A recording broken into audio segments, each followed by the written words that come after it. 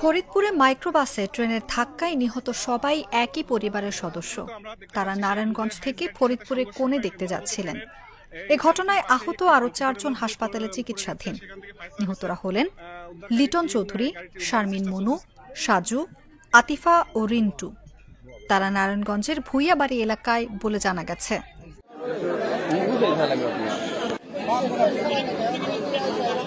এই জায়গা দাঁড়াইছিলাম দোকানের সামনে, এর মধ্যে দেখলাম যে ট্রেন আসলো, কোনো হরেন দেয় নাই।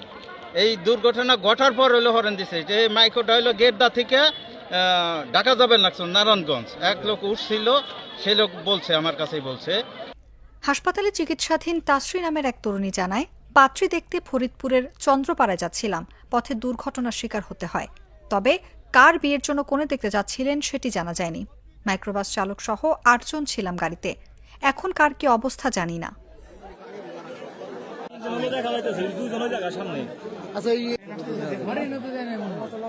লোকজন বাইর করলাম, 2 জন হলো হাসপাতাল পাঠাইছে, 3 জন এখানে মারা গেছে। আরো গাড়ির মধ্যে আছে কিনা, গাড়ি মানে অনেক ধুমে উঠছে যে আমরা আর চাপতে পারিনি। তারপরে ফায়ার সার্ভিস আসছে, পুলিশ আইছে, এখন বাইর করার পর দেখা যাক কি হয়। আর আমাকেও দাবি যে জায়গাটা গেট অবশ্যই দরকার। এরকম আগেও অনেক দুর্ঘটনা করছে, লোক মারা গেছে, ট্রাক পড়ে গেছে যে সাইডে। আমাদের এই কাপুরা গির্দামুখী যে রেল ক্রসটা এই মাঝে মধ্যেই এই ধরনের দুর্ঘটনা ঘটে।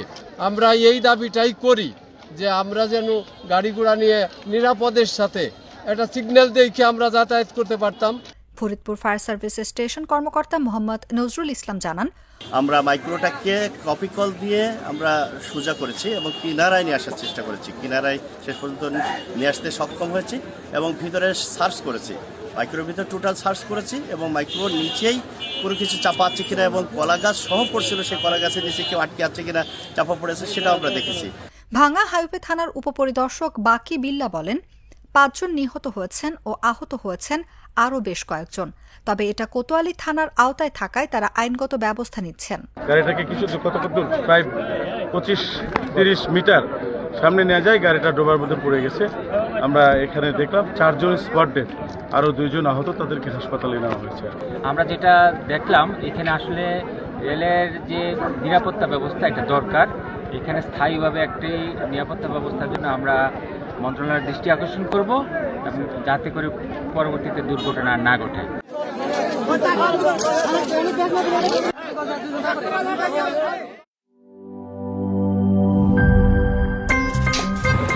আমার একটা স্মার্ট সিদ্ধান্তে 25% গ্যাসের খরচ কমেছে। ভাবছেন কিভাবে? সাধারণ গ্যাস স্টোভ বদলে আমি এনেছি আরএফএল গ্যাস স্টোভ। এর সাইন্টিফিক নজল ও ব্রাস বার্নার ক্যাপ সমানভাবে তাপ ছড়িয়ে রান্না করে দ্রুত। তাই গ্যাসও বাঁচায় 25%, টাকাও বাঁচে 25%। আরএফএল গ্যাস স্টোভ, নিরাপদ ও গ্যাস সাশ্রয়ী।